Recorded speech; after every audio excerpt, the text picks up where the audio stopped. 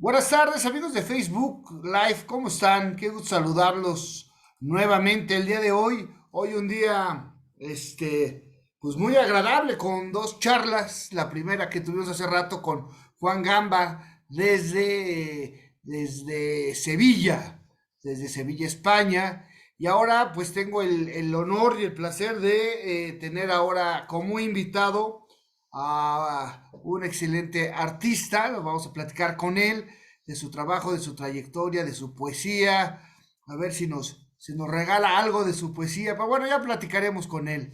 Él es Juano Villafañe, que está aquí con nosotros desde Buenos Aires, Argentina. Juano, ¿cómo estás?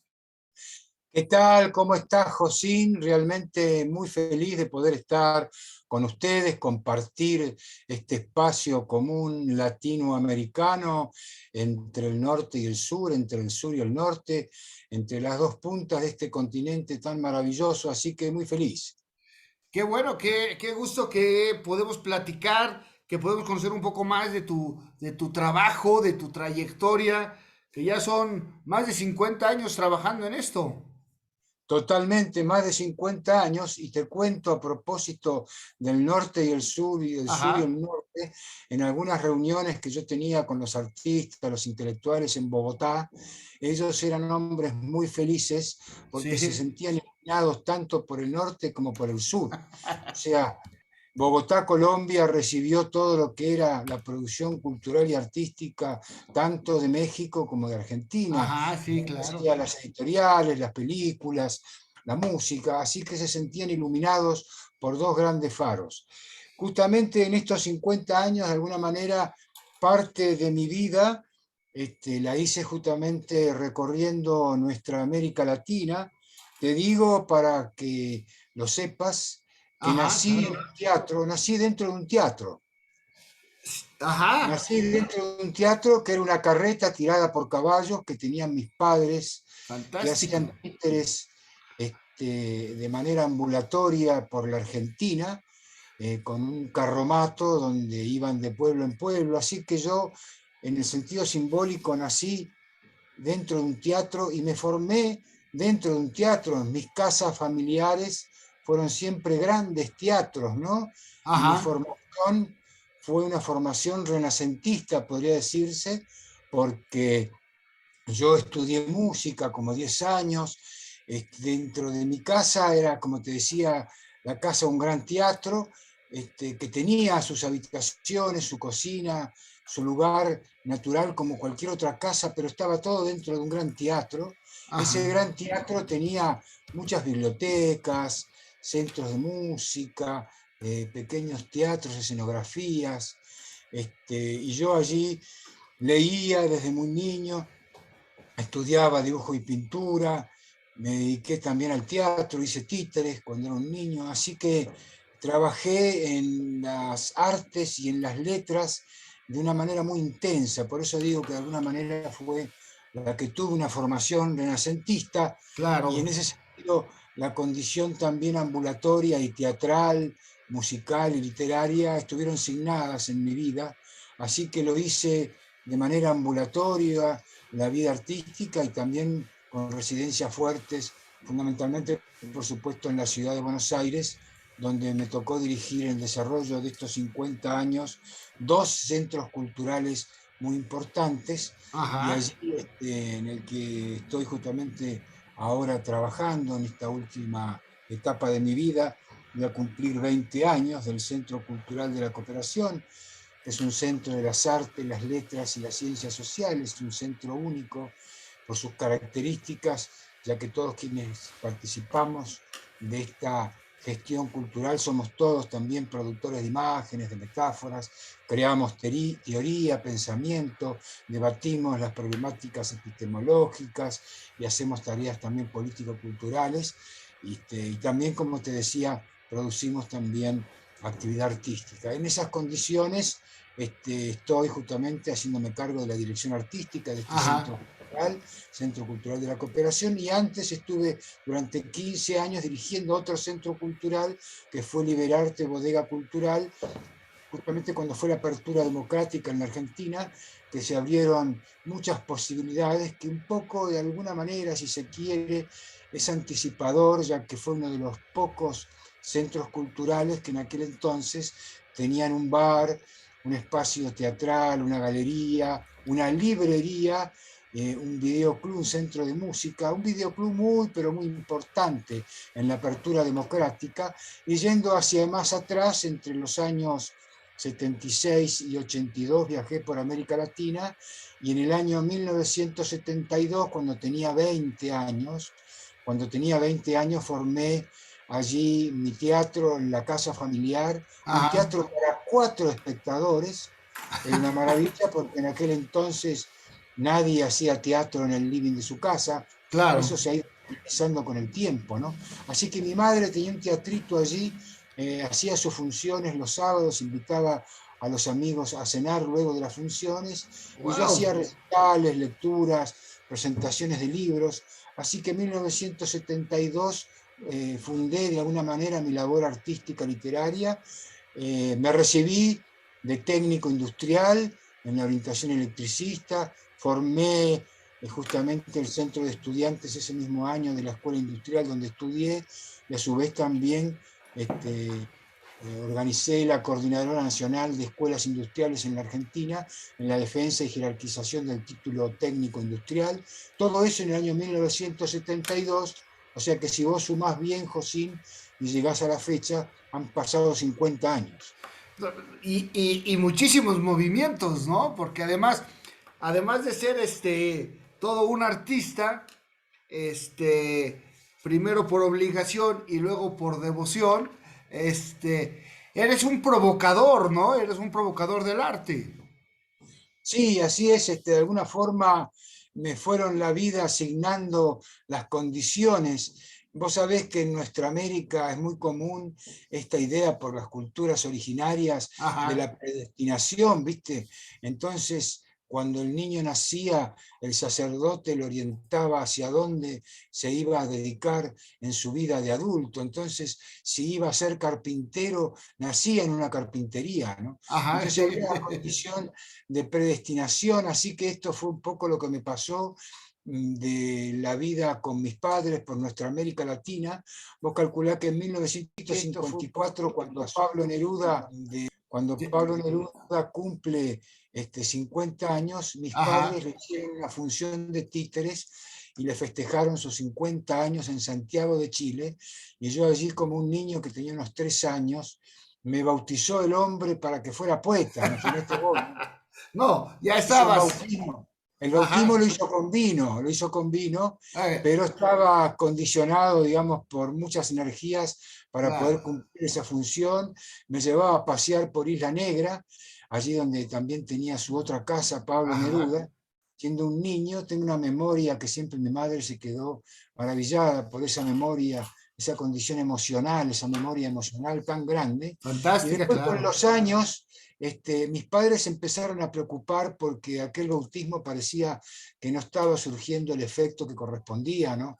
Entonces siempre decían si no Ajá. había sido un poco exagerada la cosa, ¿no? Que Ajá. se había dedicado tanto esfuerzo para salir a enderezar al niño hacia las artes, las letras, la poesía, pero en realidad con los años ya en la adolescencia en adelante, lentamente me fui enderezando, y así que entre los 16, 17 años ya me orienté por la poesía. Mis padres se quedaron más tranquilos de que aquel esfuerzo fundacional, digamos, por la poesía, con la figura como la que podía ser, imagínate vos, Claro, un sí. Pablo Neruda, que para mí, lógicamente, tenía la menor y la total de las ignorancias con respecto al tema de qué representaba este personaje, ¿no? Con los años me fui reconociendo a mí mismo en la historia, así que desde aquellos hechos fundantes y mis tareas en las giras y recorridos con mis padres, me fui integrando a la vida artística, intelectual y literaria en nuestro continente y en la Argentina, ¿no?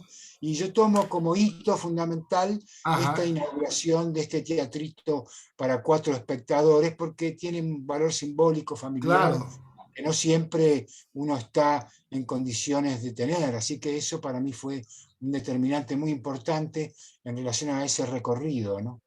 Oye, pero sí, rodeado de toda esta historia y de todos estos eventos, llegó un momento en que dijiste, a lo mejor no es por aquí, o por qué decidiste estudiar electricista. Bueno, fíjate vos, claro, es que yo tenía en Ajá, ese proceso de aprendizaje, como yo te dije, muy renacentista, sí, también un acercamiento a las lógicas científicas, ¿no?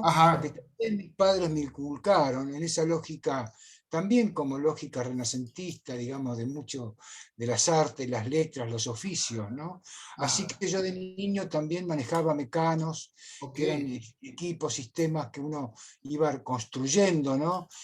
Con distintas técnicas, iba construyendo distintas herramientas o juguetes o determinadas casas o sistemas, que entonces uno se fue también formando en esa línea y a mí me interesó mucho el trabajo técnico desde niño, eso hizo que me orientara para estudiar fundamentalmente hacia una carrera técnica ok, de la que no desmerezco para nada, no me siento para nada disociado, porque no, fue claro, un gran ordenador de mi vida, ¿no? ajá, Entonces también aprender a vincular las metáforas con lo racional más estricto, ¿no? De lo que implica la física, las matemáticas, los sistemas de construcción, la técnica aplicada. Todo ajá, eso me fue relacionando también con el arte y el arte me fue relacionando también con lo científico. Ahora, como vos me decís, por supuesto, en la vida no se puede hacer todo. De hecho, yo ya un tiempo trabajé en la industria, hasta ajá, una edad determinada, aproximadamente los 28 años, por allí, 30 años, y ahí en ese momento definí ya la tarea cultural y político-cultural e intelectual.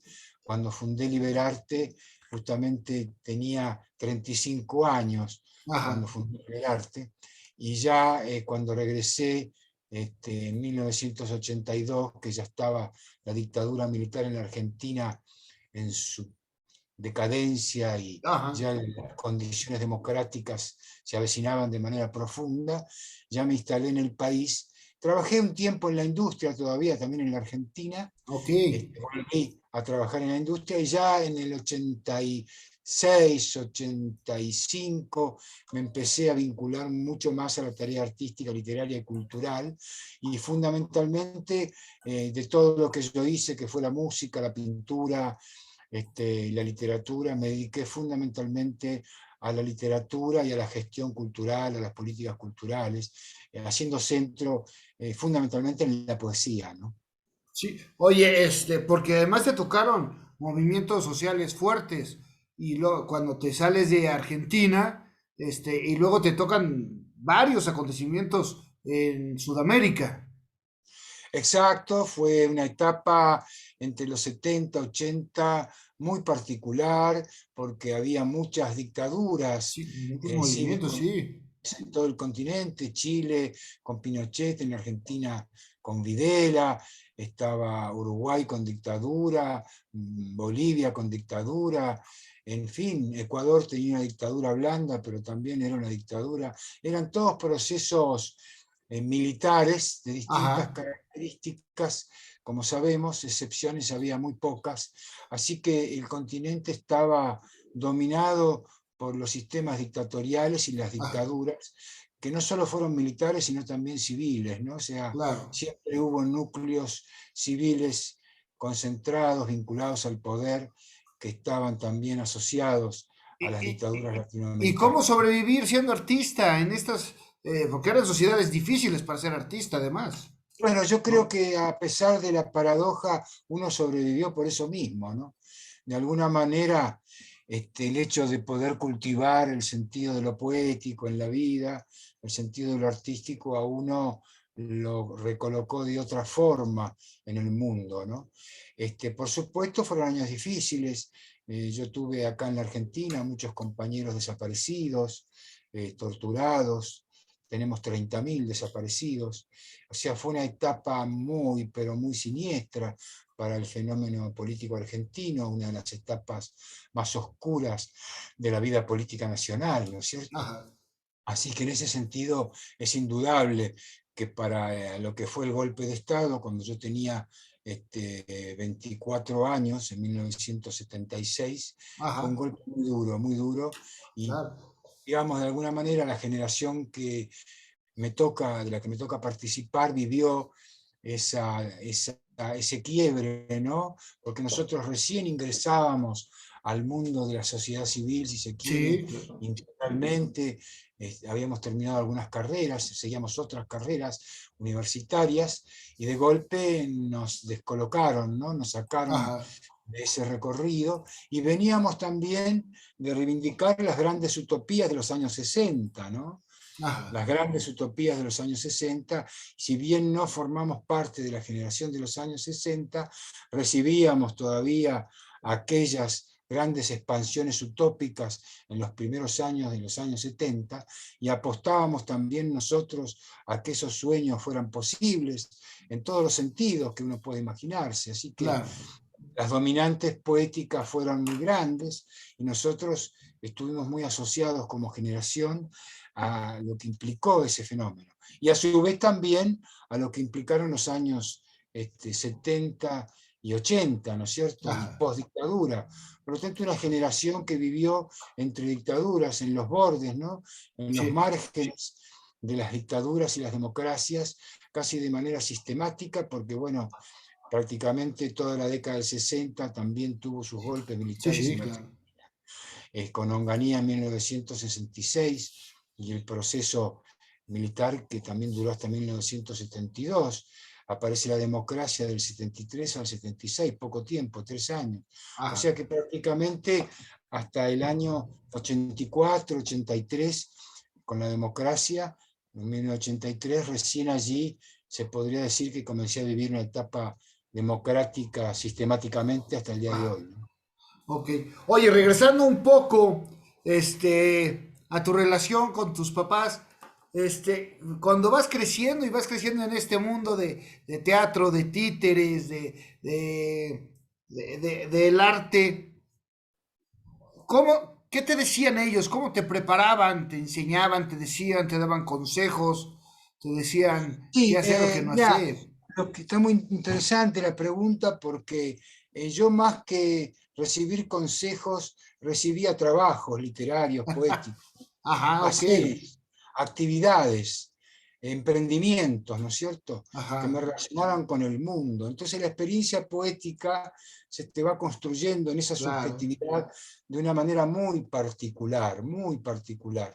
Yo tengo en mi experiencia poética establecida como historia. Yo pienso, para darte una idea, que uno, lo que a mí me pasó al menos, o como yo lo siento, hay Ajá. como una gran historia literaria, artística literaria, ¿no? Que Ajá. es constitutiva de lo que fue, digamos, la formación de mis padres, y la mía, que tranquilamente podríamos decir que arranca con el modernismo latinoamericano, ¿no? Con Sí. lo que fue aquella aventura extraordinaria de reapropiación de la palabra, de aquella palabra impuesta por el colonizador, cómo se reapropiaba justamente en la lucha contra el propio colonizador, Ajá. experiencias como la de José Martí o las de Rubén Darío, el modernismo amado, ¿no? Para Claro. el caso de ustedes, en general, los grandes poetas modernistas que se reapropiaron de la palabra. Esa fue una experiencia poética extraordinaria en nuestra América, donde Ajá. en todo el continente había un gran movimiento literario en una sola lengua, una gran experiencia poética. Ese punto de partida daría lugar después a las primeras vanguardias internacionales en nuestro continente, en Ujú. lo que fueron para allá por 1920, el ultraísmo, el creacionismo, el surrealismo, ¿no? Entonces, esa línea, que es una línea histórica, literaria, que podría llegar para mi vida y la vida de mis padres, inclusive hasta los años 60, con Ajá. lo que fueron las vanguardias latinoamericanas, Claro. ya mucho más relocalizadas en los conflictos nacionales, con las improntas de las experiencias internacionales, las influencias del dadaísmo, del creacionismo, del surrealismo, pero relocalizadas, como fue la experiencia mexicana del caimán barbudo, perdón, no del Ajá. caimán barbudo, sino Eh, estoy equivocándome, ya me voy a acordar, sí. del cuerno, el corno emplumado, quise decir, Ok. Corno Emplumado, que fue una experiencia de apertura vanguardista muy interesante en México. Como aparece el corno emplumado en México, aparece el nadaísmo en Colombia, los ánsicos en Ecuador, el coloquialismo en Argentina. Fueron movimientos de ruptura, pero de arraigo nacional, hasta lo que fueron los años 80, 90, que dieron lugar a los fenómenos de la posmodernidad, hasta lo que es hoy la etapa de las nuevas tecnologías y todo lo que se devino después. Pero si vos te fijas esa línea, que te la hago muy rápida, ¿no? Ajá, sí. Hay otra línea que la cruza, que es la propia línea de las experiencias poéticas, ¿no? Que son más personales, que se van haciendo transversales. O sea, yo en mis Ajá, padres encontré lo que fue la experiencia poética del modernismo, de las vanguardias primeras, internacionales, del ajá. surrealismo, del dadaísmo, de ultraísmo, y también asocié lo que fueron a través de ellos las vanguardias nacionales en los años 60. Pero Ajá. yo transversalmente, en distintas etapas de mi vida, me encontré con experiencias poéticas diversas. Por ejemplo, si querés hablar para encontrar una relación puntual y dar un ejemplo, en esa línea del tiempo, cuando yo tenía 10, 12 años, estamos hablando de la década del 50, de los primeros años del 60, de Ajá. los 60, donde empezaba a irrumpir todo esto. Yo tenía una gran biblioteca. Mis padres eran titiriteros, fundamentalmente. Mi madre también poeta, artista plástica, mi padre también escritor, poeta, y hacían también actividad teatral con los títeres, ¿no? Y fíjate vos que yo tenía en mi casa, que había una gran biblioteca, un libro. Yo accedía a todos los libros. Cuando yo era niño pude leer a Oscar Wilde, tanto a Oscar Wilde como a los hermanos Grimm, o Andersen, o a Nicolás Guillén. O sea, tenía una lectura diversa, muy Claro. diversa, Ajá. ¿cierto? Muy diversa. Y entonces en la gran biblioteca en la que estaba, yo tenía esa edad que te cuento, 10 12 años, tengo un recuerdo, esa lógica transversal, ¿no? A donde uno le impacta la experiencia poética de lo que está viviendo en su propia casa familiar. Ajá. Tenía en la biblioteca un libro que se llamaba El Diablo. El Diablo, un libro de Papini, el gran ensayista italiano, donde Ajá. hace todo un trabajo sobre la lógica del diablo y las relaciones con Dios, ¿no? Establece todo un sistema de reciprocidades que yo, bueno, a los 10 12 años, te digo, no entendía un carajo, en absoluto. Claro. Ajá. Era para mí imposible de comprender. Pero fíjate vos el impacto que tuvo ese libro en mí, porque al hablar de Dios, yo veía que ahí se hablaba de Dios con la misma importancia o más importancia que tenía el diablo, ¿no?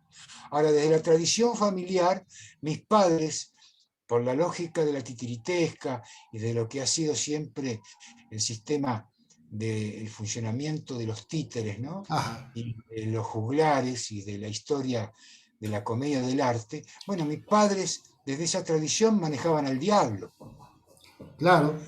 tenían diablos en sus elencos de títeres. Entonces yo siempre veía que ellos manejaban el diablo, pero no manejaban a Dios. Ok.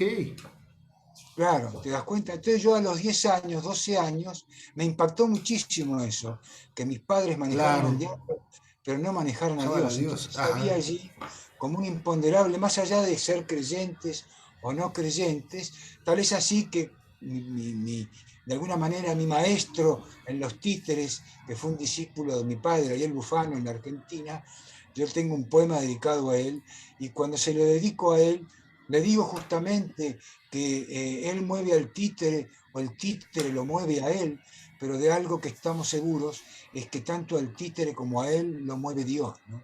O sea, los Claro. hilos los mueve Dios. Yo estoy así haciendo una suerte de representación simbólica de aquella Claro. experiencia poética. Entonces yo creo que hay una línea del tiempo que es ineludible para todos, está nuestra propia historicidad dentro de esa línea del tiempo, de lo que te ha tocado a vos hacer, con lo que te ha tocado hacer, pero después están las grandes experiencias poéticas que van atravesadas transversalmente, ¿no? A esa línea histórica literaria fundamental, a tu propia historia de vida Ajá. artística, Claro. cultural, como esa historia en el azar de los pájaros, lo mismo.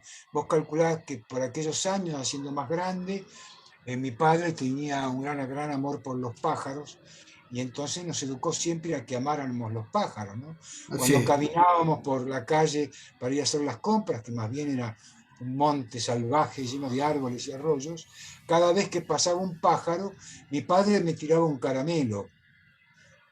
Y yo creía que me lo tiraba el pájaro. Nunca descubrí que me lo había tirado mi padre. Ah, wow. Varios años. Entonces yo cada vez que iba a caminar, que íbamos a comprar carnes para el asado, veía que pasaban los pájaros y cada vez que pasaba uno cerquita se me caía un caramelo. Entonces yo estaba siempre atento, ¿no?, al Claro. pájaro, pero no podía ver el movimiento que hacía mi padre para que me cayera el caramelo, ¿no? Entonces yo amaba los pájaros. Y mi padre tenía una gran jaula de pájaros que tenían barrotes más grandes que los pájaros. Entonces los pájaros escapaban, obviamente, ¿no? Y a Ajá. su vez allí, imagínate vos la lógica, ¿no?, del sentido de lo poético, de esa experiencia poética.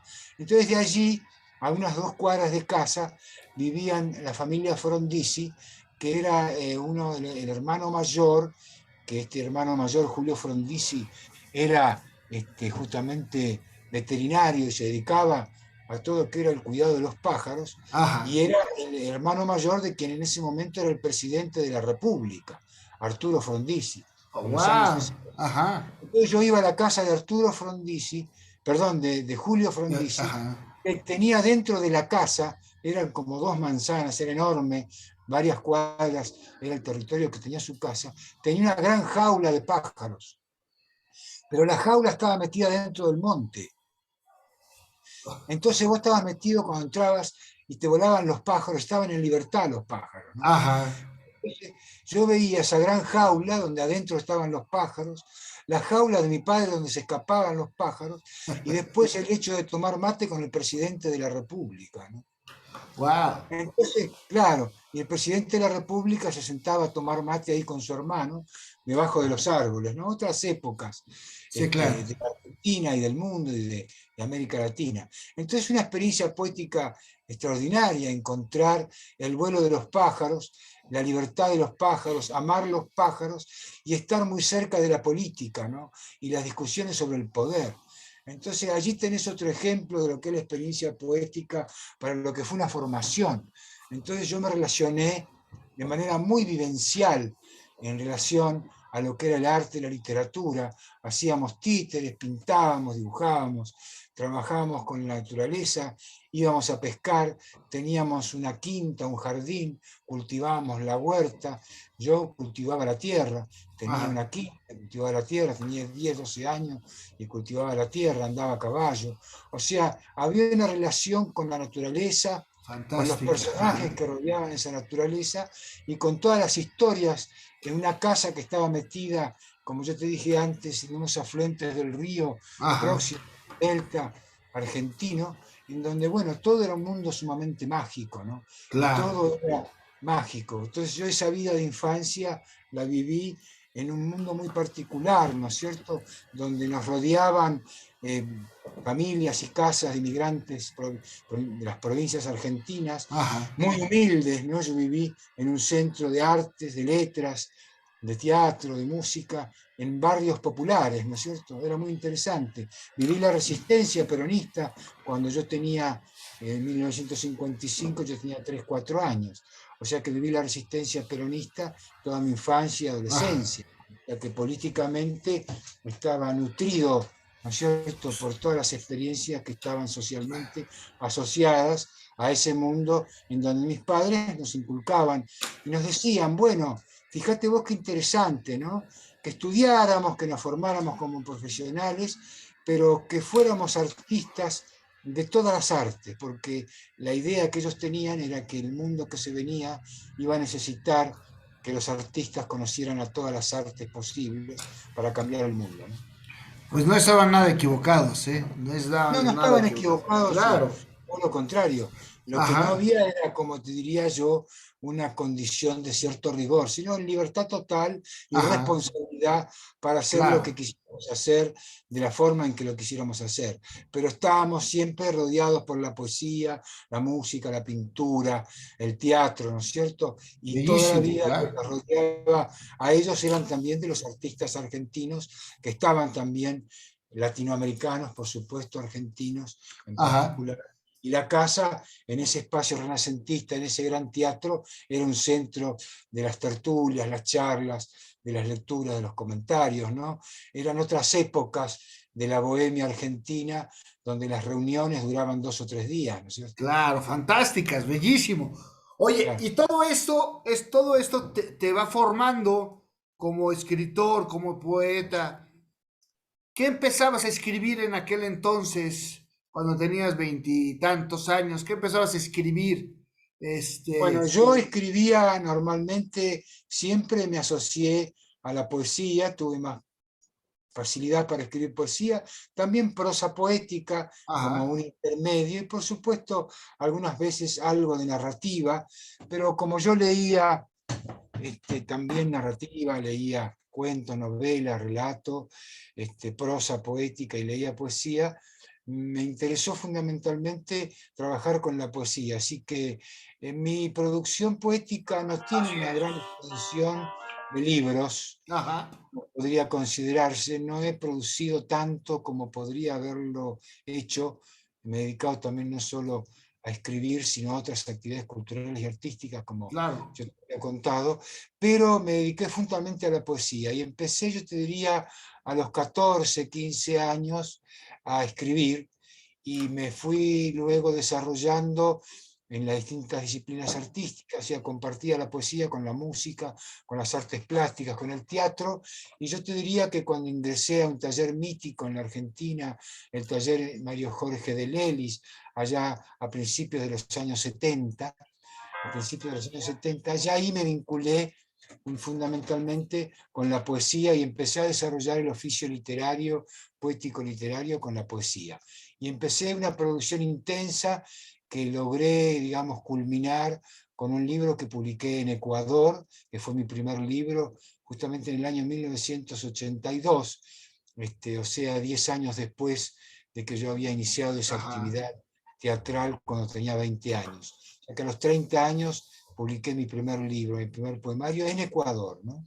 ajá, Este, y luego ya empecé sí a continuar la producción poética en la Argentina, hasta las fechas, ¿no? Pero prácticamente siempre me dediqué a la actividad poética y muy relacionado, porque bueno, el mundo familiar me habilitaba a estar acá con poetas argentinos tan importantes como Juan Kelman, Enrique Molina, Olga Orozco, poetas de una gran magnitud. O sea que yo también me formé ante las altas voces de la poesía ajá, latinoamericana, como una posibilidad que no siempre todos los escritores tienen. De la misma manera me pasó con el teatro, con la música, ¿no? Siempre cerca de relaciones y vínculos. Mis padres eran muy amigos de Violeta Parra, de Leda Valladares, María Elena ajá. Walsh, en fin, entonces Atahualpa Yupanqui. Entonces yo tuve un vínculo también de formación en lo musical Pues estabas con adentro del mundo, pleno.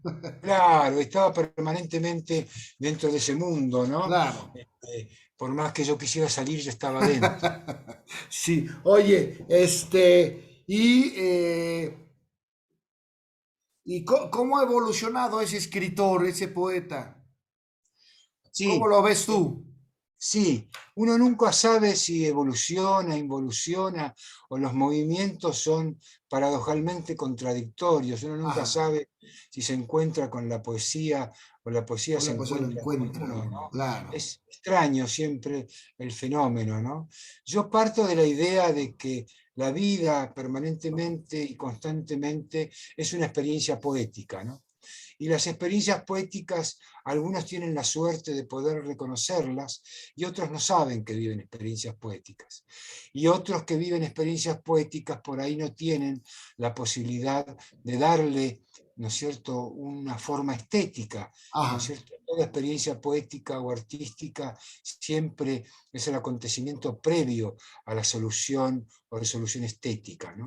ajá, Entonces yo creo que uno siempre vive en la experiencia poética, siempre está asociado a una experiencia poética y más aún cuando a uno le interesa el mundo sensible del estar poético y uno se representa en ese estar, también uno está permanentemente asociado a esas relaciones, que son relaciones, yo te puedo contar 2 casos, por ejemplo, o 3, de esas condiciones, ¿no es Ajá, sí, cierto? claro. Son experiencias poéticas que se van produciendo sin que uno sepa la manera en que se producen, ¿no? Yo, Ajá, por ejemplo, al leer el Ulises de Joyce, una de las novelas más importantes de la literatura universal, que transforma la novela y inaugura la era moderna de la novela, al finalizar la novela hay un capítulo que está dedicado a Molly Bloom, que se titula Molly Bloom, que está dedicado a la mujer de Joyce, ¿no es cierto? ajá, Donde Joyce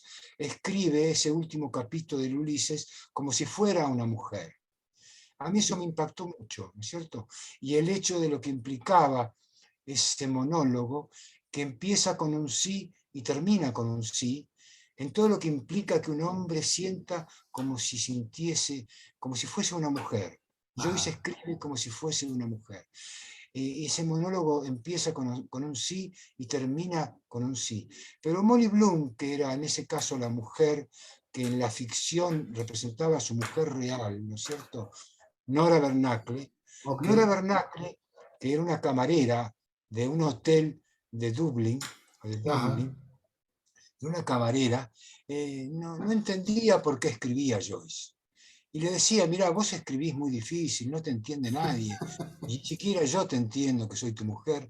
Y fue la mujer de toda la vida de Joyce, ¿no? A mí ajá, me impactó muchísimo esa condición, porque yo tenía muy asociadas las relaciones, a mí me parecía que el mundo de los afectos está vinculado a las comprensiones recíprocas. O sea, yo jamás claro, podría haber pensado que iba a conocer una mujer que no entendiera mis poemas, ¿no? claro, Entonces, acá hay una experiencia muy interesante donde a veces las cosas se abren de manera contradictoria. Y un día, acá hay una estación que se llama Temperley, de ferrocarril.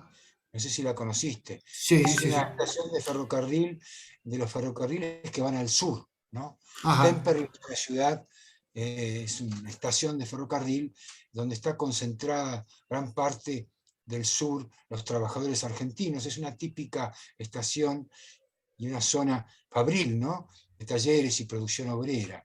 ajá, Entonces, pero eso es solamente anecdótico. Lo que sí fue real, que yo tenía que esperar a una mujer en la estación de Temperley, ¿no? Entonces me senté en el banco de un andén, como tienen todas las estaciones, y estuve esperando, esperando. Bueno, y no aparecía esta mujer, ¿no? Al lado mío estaba sentada una mujer también, y también pasaban los minutos y se nota que estaría esperando a alguien, ¿no? Que no ajá, llegaba.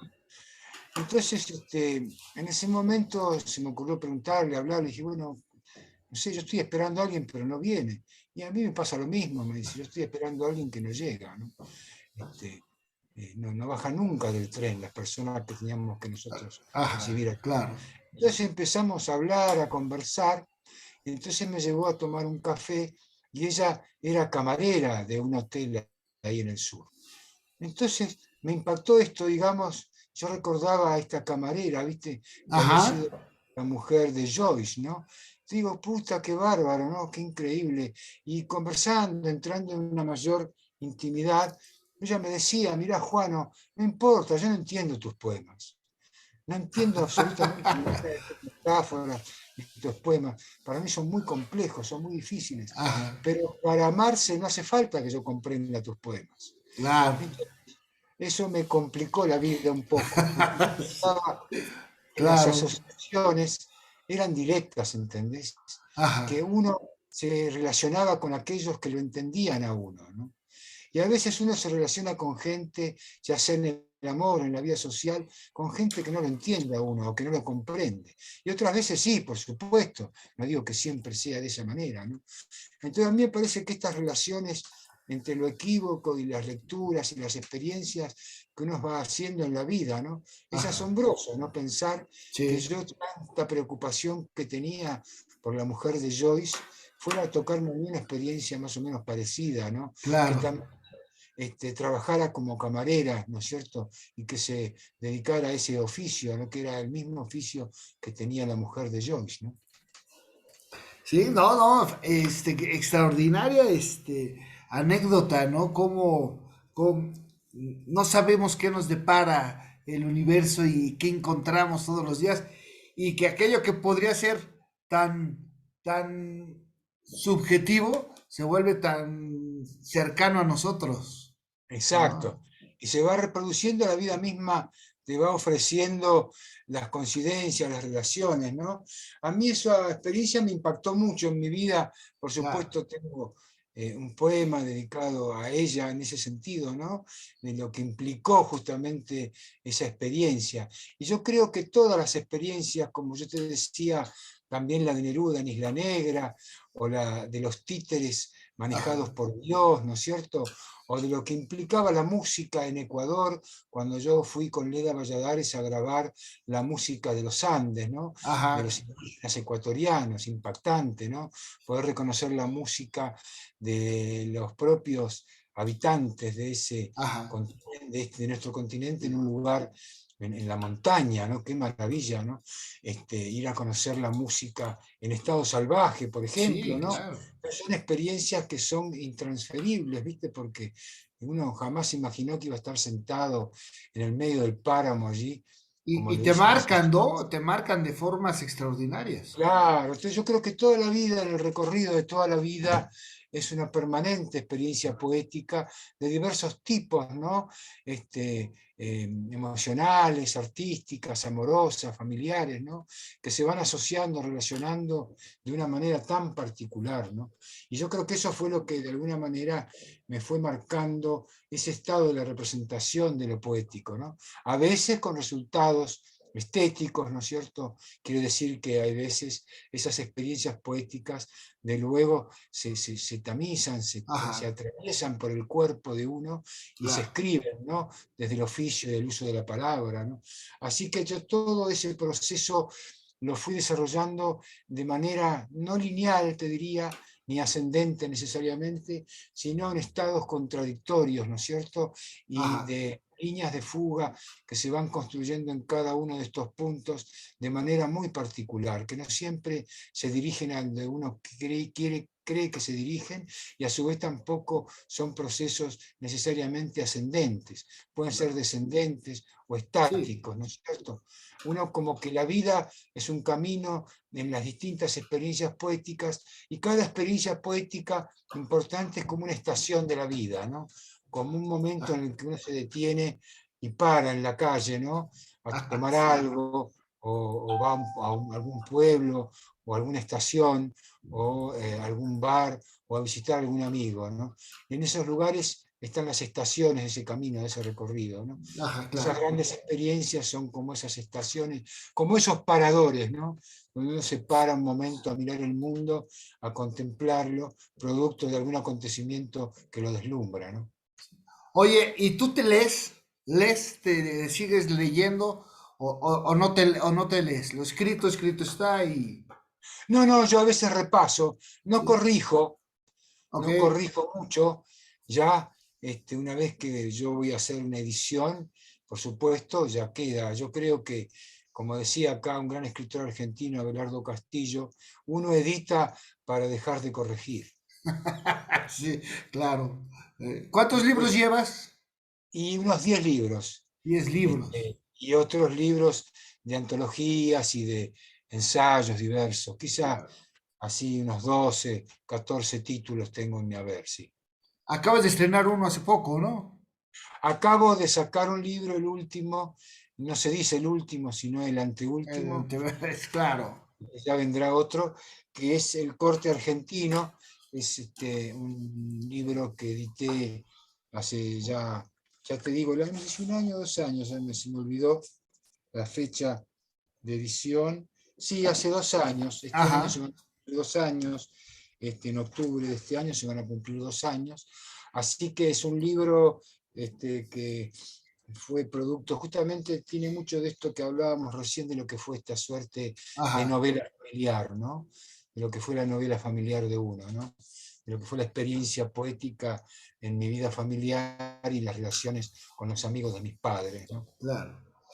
Oye, pero además también has creado, así como hiciste el Liberarte, este centro, que además fue un centro donde se reunían grandes artistas, ¿no? Claro. de la vieja ola y de la nueva ola, diríamos. Exacto, ¿No? liberarte, imagínate vos, como hablábamos recién, sobre esa línea histórica del tiempo, desde dónde impactaron mis padres para mí, que me dieron esa relación Ajá, luminosa de lo que fue el modernismo, como me dieron las vanguardias, primeras vanguardias, el surrealismo, y como me dieron las vanguardias del 60 en esa línea histórica, ajá, afectiva, familiar.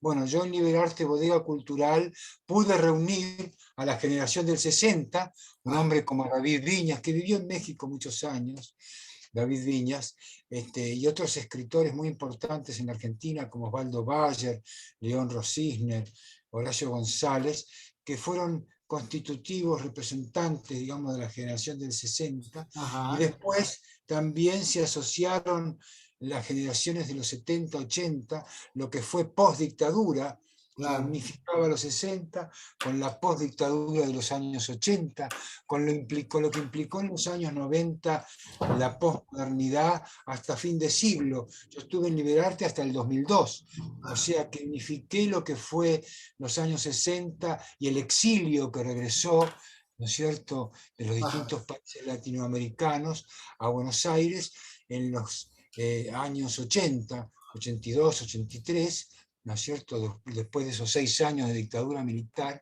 O sea ajá, que unificar a la generación de los años 60, 70, a los 80, a los 90, a todo lo que fue el fenómeno de la posmodernidad, del fin de la historia, ¿no?, que en aquel momento se jugaba a que era el fin, ¿no es cierto?, de los grandes relatos. sí, Yo creo que en todo caso los problemas de la modernidad se resolvieron siempre dentro de los conflictos que tiene la posmodernidad, y en todo caso ajá, la posmodernidad fue un efecto de lo que fue la propia modernidad, ¿no es cierto? En claro, ese sentido, estamos en ese conflicto permanentemente. Y luego lo que sería el fin de siglo, y aprender que los relatos se construyen en la historia, ya sean grandes relatos o pequeños relatos, y todo lo que fue la gran diversidad, en todo caso, que generó esa apertura posmoderna, de una gran diversidad de poéticas y micropoéticas que se dieron en los 90 y hacia fin de siglo, hasta entrar directamente en esta época de la era digital, ¿no es cierto? ajá, sí, Donde se vive el mundo también de manera virtual, ¿no? Todo lo que eso implica.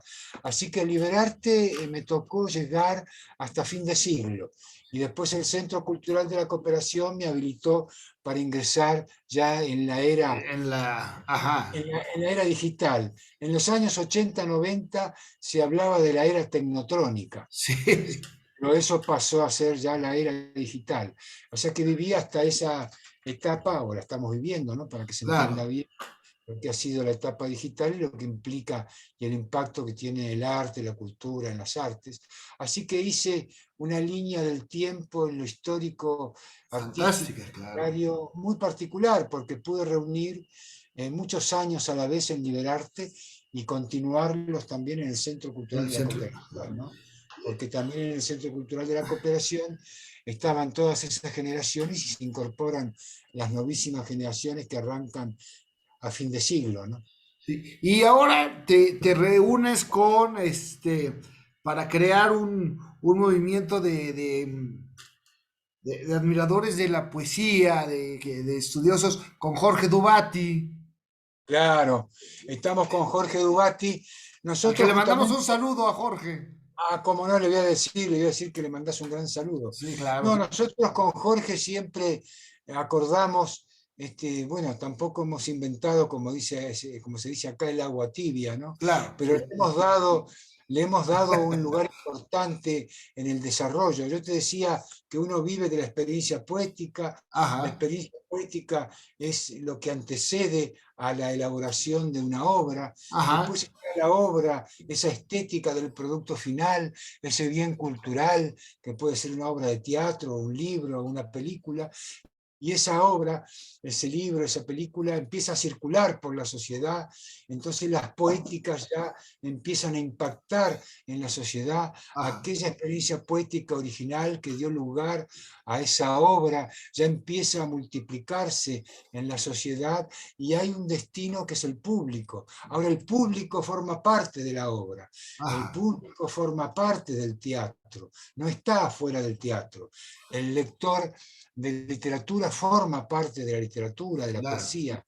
Por lo tanto, allí, en ese lugar, Jorge Dubatin él se habrá contado que formó la escuela de espectadores, Los ¿no? espectadores, sí, sí, sí, Desde claro. esa experiencia, el espectador es el que completa el teatro y el que tiene el espíritu crítico también para considerar lo que se debe hacer con el teatro. Con la poesía pasa exactamente lo mismo, por eso con Jorge Dubati hemos creado el aula de poesía, o sea, un lugar donde se encuentran los lectores de poesía, los que hacen poesía, los que problematizan o escriben o hacen ensayos sobre la poesía. Entonces, todos aquellos que se vinculan con la poesía se encuentran en el aula de poesía. Ajá, De esta manera hemos completado de alguna manera el circuito, le hemos dado un lugar también al lector. Hay un lector al que hay que ir a buscar, ¿no es cierto? Y encontrarse claro. con el lector, ¿no? Aunque a veces acá producto de esta permanente y constante, viste que en América Latina, no sé cómo será en México, pero por ahí en Ecuador, en Nicaragua, en Colombia, está la idea, ahí viene el poeta, oh poeta, ¿cómo estás? Y por ahí el poeta no es poeta y el tipo jamás escribió poesía, pero hay una Sí. cuestión afectiva, ¿no? Ajá, Como se dice en Nicaragua, acá en Nicaragua todos son poetas hasta que se demuestra lo contrario, ¿no? ajá. Acá en la Argentina a veces se genera cierta ironización por el hecho justamente de que parece ser que hay más poetas que poemas, ¿no? Sí. Algo, Entonces algo así, sí, claro. algo así también existe. Por lo tanto, estamos en la búsqueda de los poemas perdidos, ¿no? Y de que Así los es. poetas se encuentren con sus lectores, ¿no?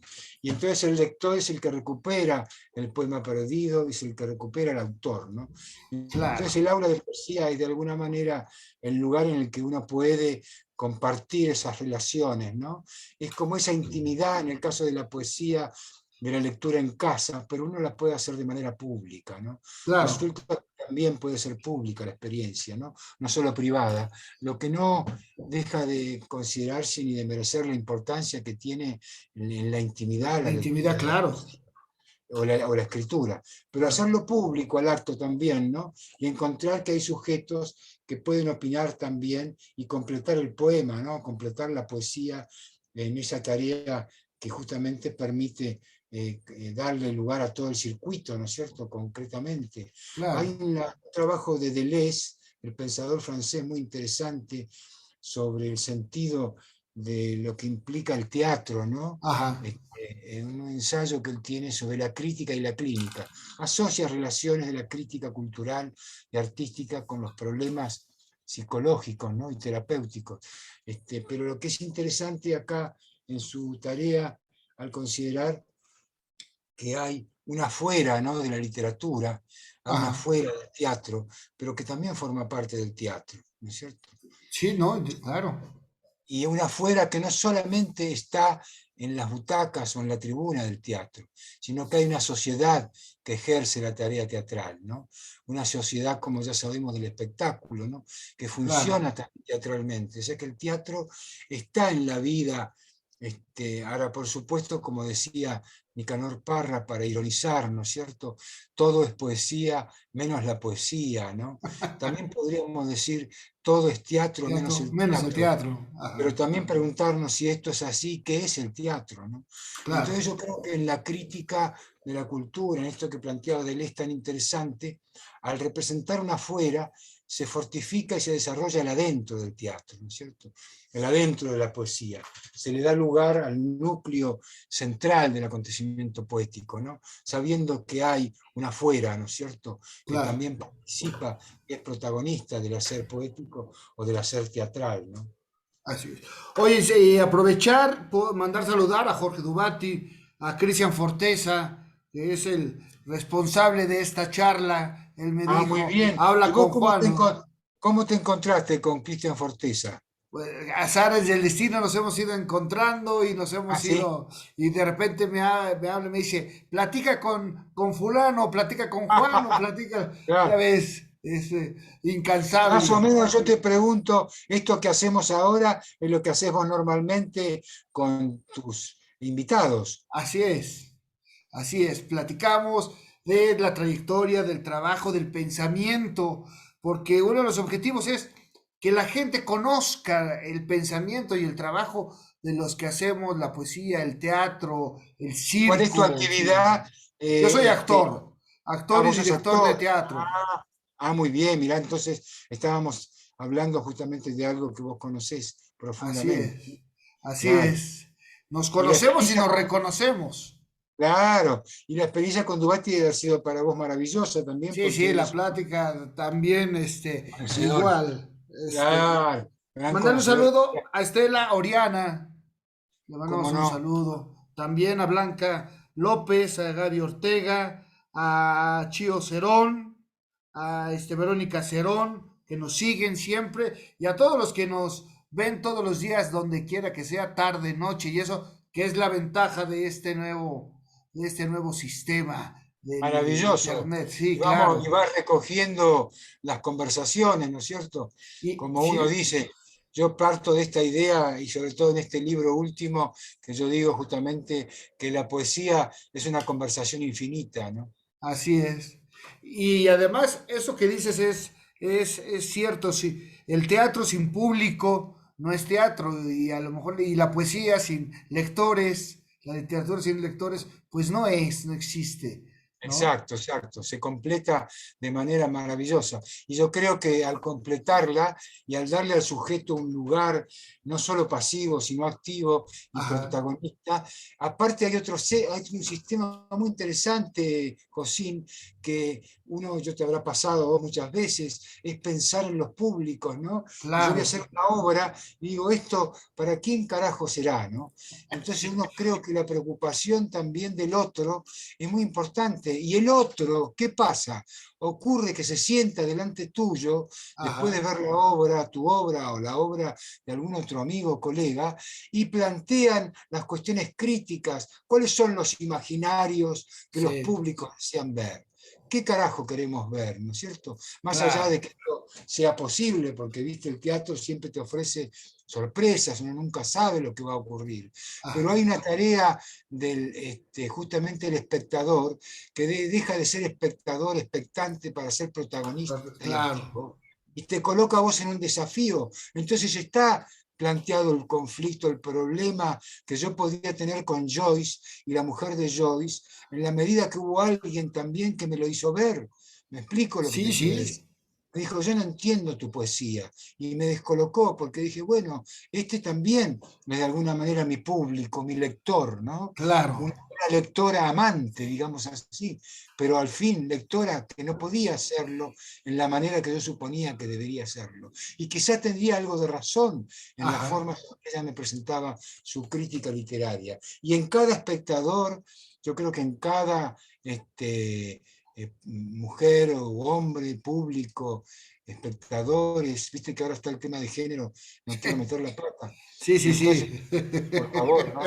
claro, Entonces, sea tanto hombre o sea mujer o lo que sea, tiene que ser justamente el vínculo con el otro, ¿no? Que es el que justamente te hace la crítica artística, la crítica de la cultura, la crítica literaria, ¿no? Porque aunque no esté destinado claro, estamentalmente a las lógicas de lo que podría suponer una crítica académica o periodística, ingresa en el sentido de la crítica, que como decía Martí, es el ejercicio del criterio, ¿no? Entonces hay un ejercicio del criterio que es la base crítica de cualquiera para poderte permitir a vos, a cualquiera de nosotros, saber por el camino en el que vamos, ¿no? claro. Oye, bueno, hay una obra de teatro, ¿no? Que está relacionada con el corte argentino. Sí, justamente sobre eso hablábamos recién, de alguna manera, porque yo te decía que el argumento quizá poético de este libro es pensar que la poesía es una conversación infinita. Desde Ajá, esa lógica hemos planteado un espectáculo que se titula La la conversación. conversación. Ajá, ¿Qué implica conversar poéticamente, ¿no? Conversar con el otro, o uno conversar con uno mismo, o uno la construcción poética invitar a los otros a conversar con uno, ¿no? Entonces, ajá, ¿cómo se ejerce esa conversación. El libro está asociado a una cantidad enorme de conversaciones conmigo mismo, con los otros, con los amigos de mis padres, con mis padres. La conversación es permanente. Entonces estamos para presentar ahora, estrenar el 8 de mayo, esta obra que se llama La Conversación, que trabaja sobre los distintos momentos poéticos del libro y están Fantástico. asociados, como decirles, una historia a esto.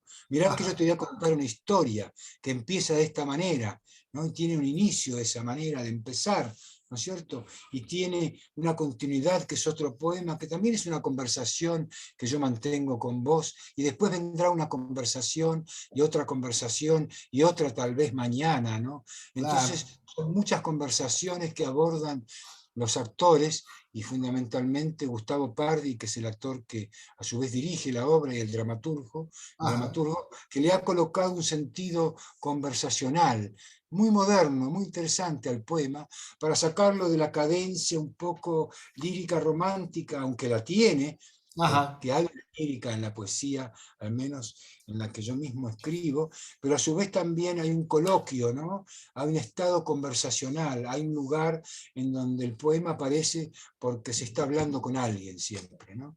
Entonces yo creo que eso es muy interesante como estética, como poética, y el espectáculo va a rondar sobre esa idea, la conversación, asociado Buenísimo. a una recopilación de poemas del libro El Corte Argentino.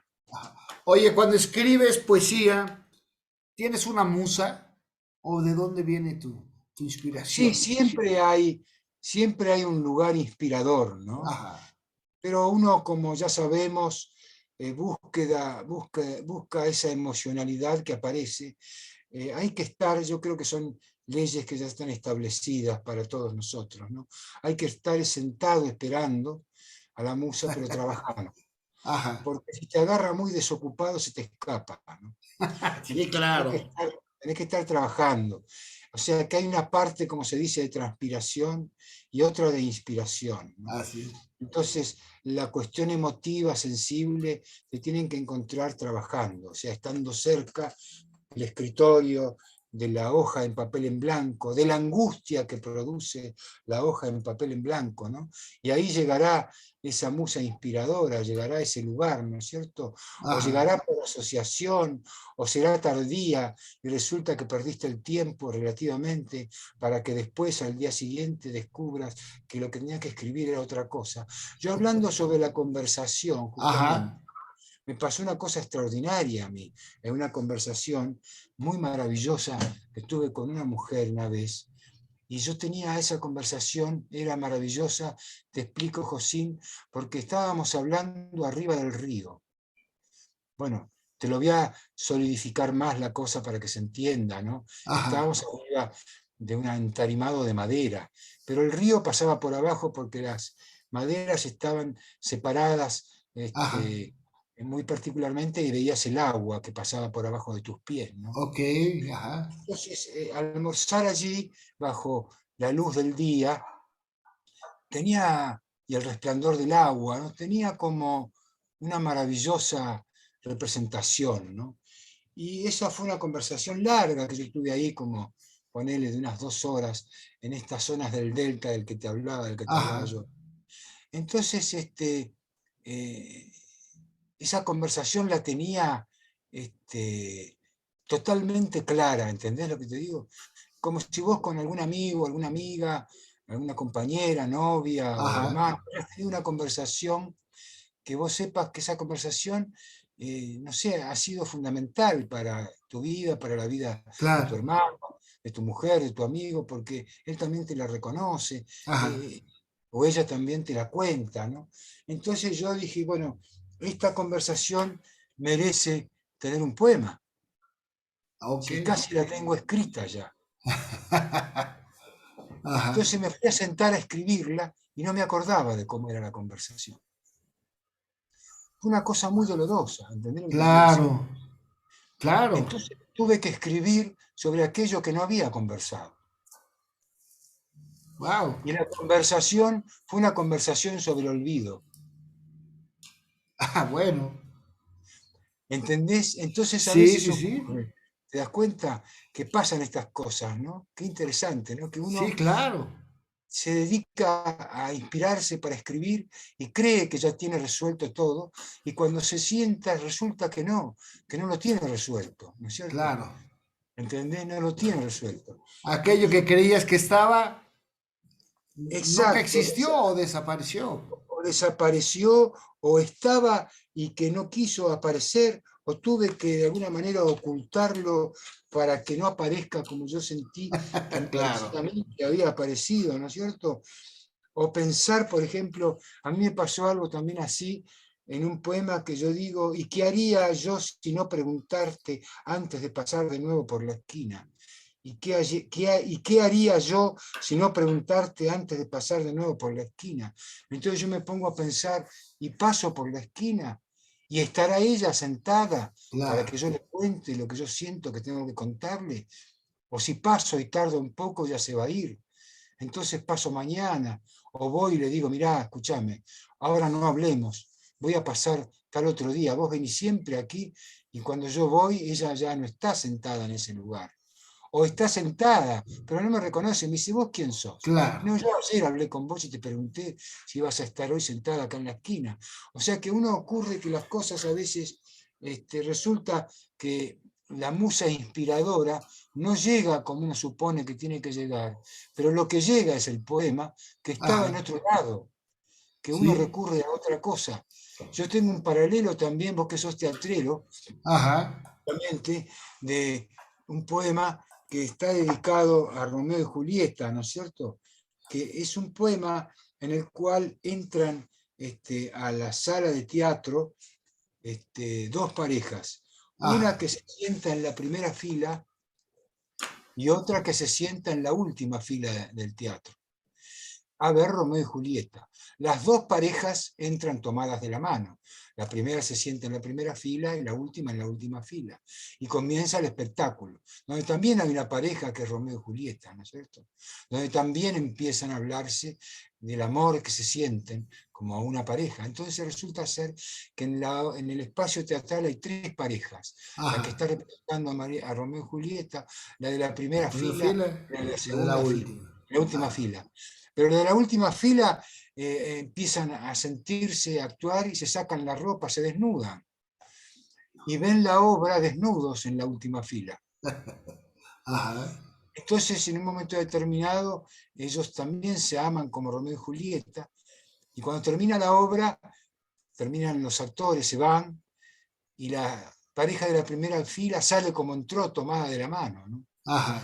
Después la gente ve que atrás de todo hay una pareja que está desnuda, que se queda en el teatro y sigue haciendo su mundo afectivo, ¿no es cierto? Claro. Ajá. Sigue en el fondo del teatro hasta que sale, y entonces la gente la lleva en andas porque dice: esta es la pareja del amor, ¿no? Esta es Romeo y Julieta.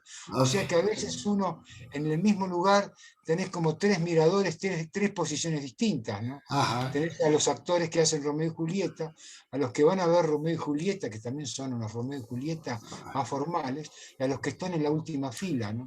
Que son los únicos que se animan a intensamente a vivir, ¿no es cierto? Y, Entonces, ¿qué pasa? Tenés tres planos en los cuales inclusive los actores Romeo y Julieta al irse descubren que había otras parejas también como ellos, ¿no? claro. Que representaban lo teatral, sino la vida real, ¿no?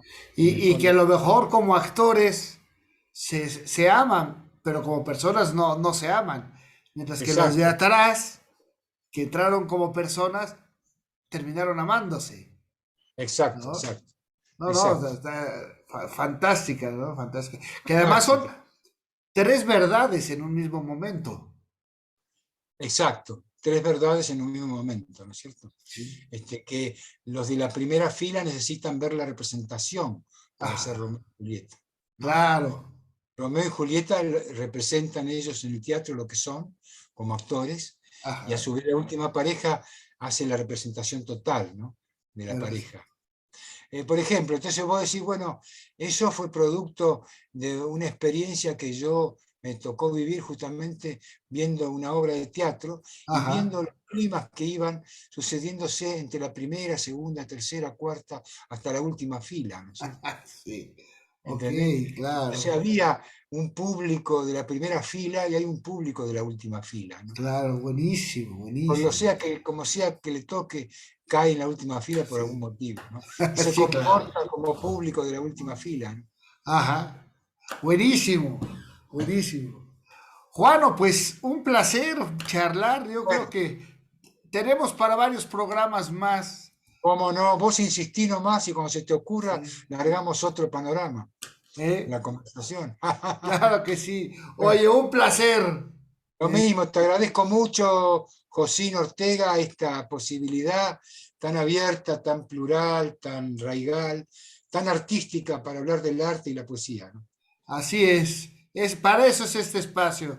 Y te agradezco tu tiempo, te agradezco la charla, las experiencias, y bueno, esperemos que pronto nos podamos encontrar, nos tomemos un mate, un vino, una cerveza, una quilmes, no, o qué sé, o un tequila. O un tequila, ¿cómo no? ¿Eh? Así será desde ya, Josín, donde sea que nos toque, con tequila o con mate, con whisky o con vino. Perfecto, claro que sí, un Muy bien, placer. un Ah, placer. Esté muy amigos, yo bien. soy José Ortega, esto fue Conociendo Personalidades. Ya saben, si nos ven en Facebook, Instagram, TikTok, YouTube, pónganle like, compartan, suscríbanse. Vamos haciendo de esto una comunidad, haciendo puentes, haciendo redes y creciendo cada vez más. Soy José Ortega, esto es Conociendo Personalidades y nos vemos la próxima semana. Muchas gracias, hasta luego.